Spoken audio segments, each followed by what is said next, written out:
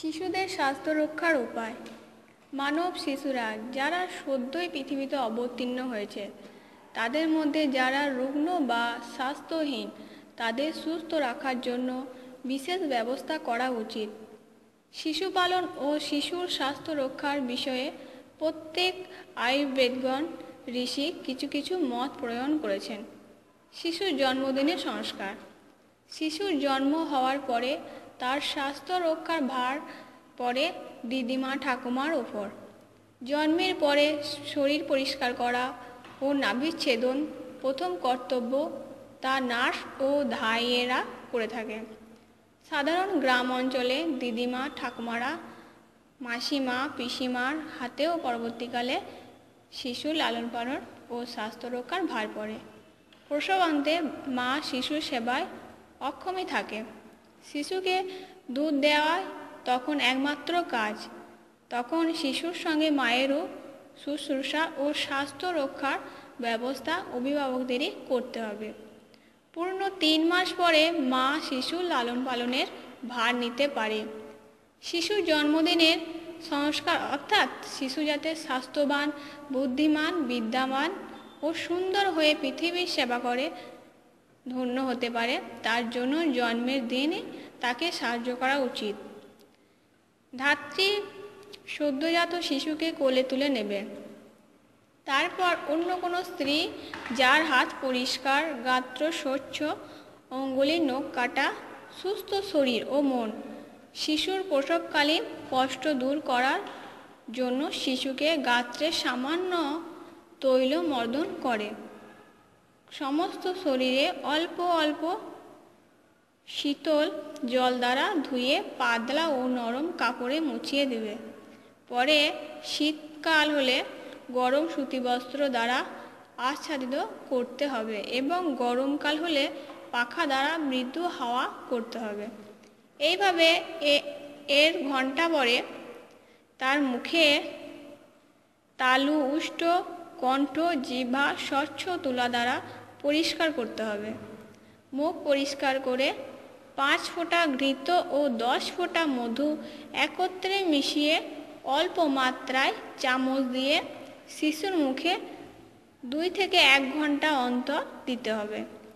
যখন শিশু মুখ খুলে জিহ্বা ওষ্ঠ চুষিতে থাকবে তখন মাতৃস্তন্য দিতে হবে। মাতৃস্তন্য পানে শিশু নেশা হবে এবং নিদ্রিত হয়ে পড়িবে। শিশুকে শুষ্ক, পরিচ্ছন্ন, আলো ও বায়ুমুক্ত বৃহৎ কামরায় রাখতে হবে। প্রসূতির শয়ন, আহার, নিদ্রা, পায়খানা ও প্রস্রাব করার ব্যবস্থা সুচারুরূপে করতে হবে। শিশুকে প্রসূতি গৃহেই 1 মাস পর্যন্ত রাখতে হবে। পরে শিশুর পরিচর্যা ও স্বাস্থ্য রক্ষার ভার মাতার ওপর দিতে হবে। ঠিক সময়ে শিশুকে স্নান করানো, পরিমিত ও সময়মতো খাদ্য পানীয় প্রদান, গায়ে তেল মালিশ করা, পায়খানা ও প্রস্রাব পরিষ্কার করা, সবুজ ও হালকা বস্ত্র পরিধান করানো ইত্যাদি প্রতি মাতা ও ধাই লক্ষ্য রাখবে। কোনো প্রকারে শরীর অসুস্থ হলে অভিভাবক বা চিকিৎসককে জানাতে হবে। শিশুকে আদর করে যেন অনেক লোকে কোলে না নেয়, তাতে তার শরীর খারাপ হবে। স্বভাব রুক্ষ হয়ে যাবে, একলা থাকতে চাইবে না। শিশুকে 6 মাস পর্যন্ত মাতৃদুগ্ধের ওপর রাখা যাবে, কিন্তু মাতৃদুগ্ধ পরিমাণ মতো না হলে শাক দুগ্ধ, গোদুগ্ধ অথবা ভেড়ির দুগ্ধ জল মিশিয়ে মধুর সঙ্গে খাওয়ানো যেতে পারে। দিনে একবার 2 থেকে 3 চামচ আঙ্গুর কিংবা বেদানার রস দিলে শরীর ভালো থাকবে। 6 মাস পরে বেবি ফুড দেওয়া যেতে পারে। গরম দুধে বেবি ফুড মিশিয়ে দিলে ভালো হয়। শুধু বেবি ফুড খেলে পরে শিশুর স্বাস্থ্য খারাপ হয়ে যাবে। 1 বছর পরে শিশুকে দুধ ভাত কিংবা নিরামিষ তরকারির ভাত 1 বার ও 2 বার দুধ দেওয়া যেতে পারে। পরে 2 বার ভাত ও 1 বার দুধ দিলেও শিশুর স্বাস্থ্য ঠিক থাকবে। 1 বছর বয়স হওয়ার পরে ভাতই শিশুর প্রধান খাদ্য হবে। দুধ ও ফলের রস সঙ্গে দিতে হবে। ডিম, মাংস দিলে লিভারের ক্রিয়া খারাপ হয়ে যাবে। 2 বছরের পূর্বে আমিষ ভোজন হজমের ও আমাশয়ের পক্ষে ক্ষতিকারক। ইয়াতে বায়ু জমে অগ্নিমাদ্য হতে পারে। শিশুকে অকারণে ঔষধ খাওয়ানো উচিত নয় এবং চিকিৎসকের পরামর্শ ছাড়া জন্মকুটি ব্যতীত অন্য ঔষধ দেওয়া উচিত নয়। জন্মকুটির জন্ম সময় হতে 10 বছর পর্যন্ত পরিমিত মাত্রায় শিশুকে খাওয়ালে উপকারী হয়ে থাকে। ইহা সাধারণ পেটের রোগে বিশেষ উপকারী। দুগ্ধপায়ী শিশুর মায়ের স্বাস্থ্য ভালো থাকা শিশুর স্বাস্থ্যের পক্ষে উপযোগী। এই জন্য মাকে সাধারণত সর্বপ্রকার স্বাস্থ্যনীতি পালন করে চলিতে হবে। তা না হলে শিশুর যত্ন নিলেও মায়ের দুগ্ধ পান করে শিশু রুগ্ন হয়ে পড়বে। শিশুর গায়ে তেল মালিশ করার সময় তেলের সঙ্গে হলদির রস, নিমপাতার রস অথবা ত্রিফলার চূর্ণ ও তিলের খোলি বাটা মাখিয়ে নিলে শরীর কোমল, উজ্জ্বল ও সুন্দর হবে। মাঝে মাঝে ব্রাহ্মী শাকের রস মধু দিয়ে খাওয়ালে শিশুর স্মৃতিশক্তি প্রবল হবে।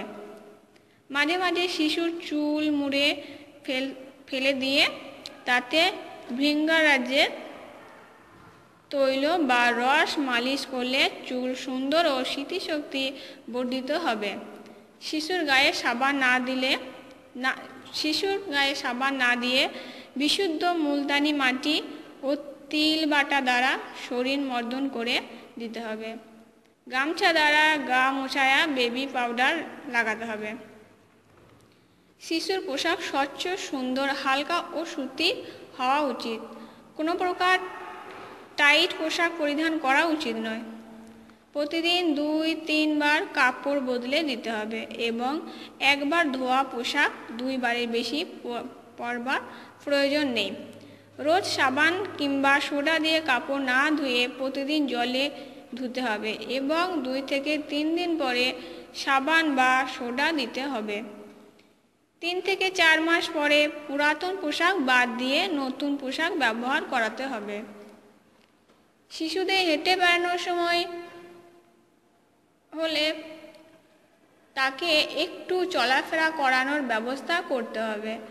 প্রয়োজন হলে 3 চাকার ঠেলা প্যারাম্বুলেটর তৈরি করে দিতে হবে। তা ধরে শিশু চলতে শিখবে। চলাফেরা শরীর বৃদ্ধি হওয়ার ও ভালো থাকার জন্য প্রয়োজন। আজকাল 3 থেকে 4 বছর বয়স হলেই শিশুকে লেখাপড়ার শিক্ষা দেবার ব্যবস্থা থাকা উচিত।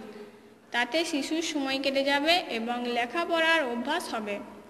5 বছর হলে নিয়মিত স্কুলে পাঠানো উচিত, কিন্তু তার যেটুকু ইচ্ছা তাকে ততটুকুই করতে দেওয়া উচিত। কারণ লেখাপড়া করতে অনিচ্ছা প্রকাশ করলেও তাকে আদর করে কিছু সময় পাঠশালায় বসিয়ে রেখে পরে নিয়ে আসতে হবে। তা না হলে তার মন বসবে না এবং স্বাস্থ্যের ওপরে প্রভাব পড়বে। তার মনেও আনন্দ নষ্ট হবে।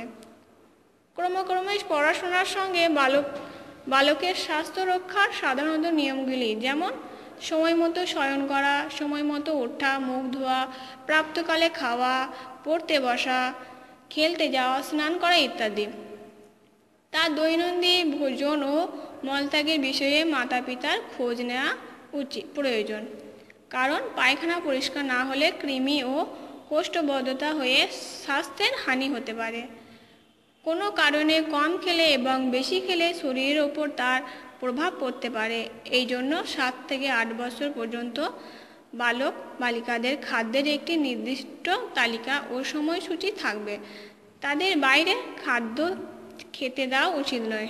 সারাদিন কেবল খেলেই শরীর ভালো থাকে না।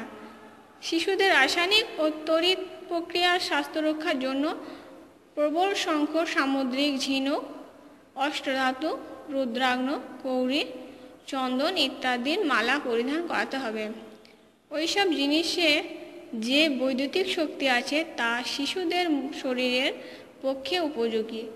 বৈষ্ণবগণ যে তুলসীর মালা ধারণ করেন তাতে তাদের শরীরে তড়িৎ ক্রিয়া হয়ে থাকে এবং মন ও স্বাস্থ্যের পক্ষে অনুকূল ফল প্রদান করে। নবরত্ন ধারণ করাতে পারলে উত্তম।